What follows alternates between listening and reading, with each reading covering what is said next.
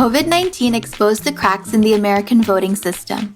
Watch the news and you'll see debates over mail-in and in-person voting methods, uncertainties around the U.S. Postal Service's capacity to help or hinder citizens in exercising their constitutional right to vote, and a lack of accessible information on how and when to vote.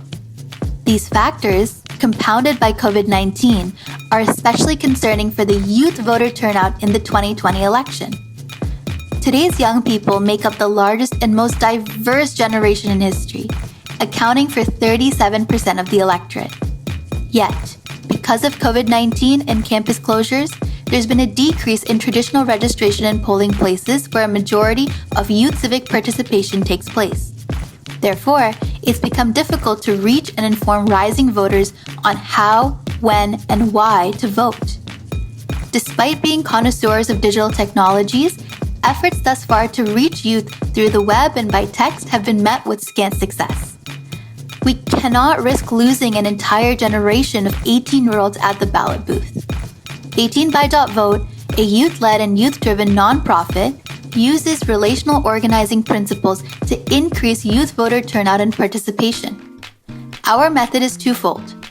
First, we understand that the best way to reach young people is through their peers. In our Civic Engagement Fellowship, we work with young people ages 14 to 19 across 11 different states to use social media as an information tool. Second, we focus on combating civic deserts, which are areas that lack adequate access to civic education opportunities, by walking students step by step through the registering and voting processes.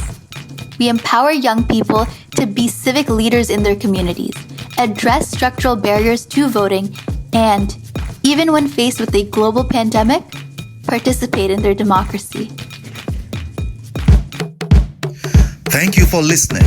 Please join us next time for another episode of DùnDún, Connecting Voices.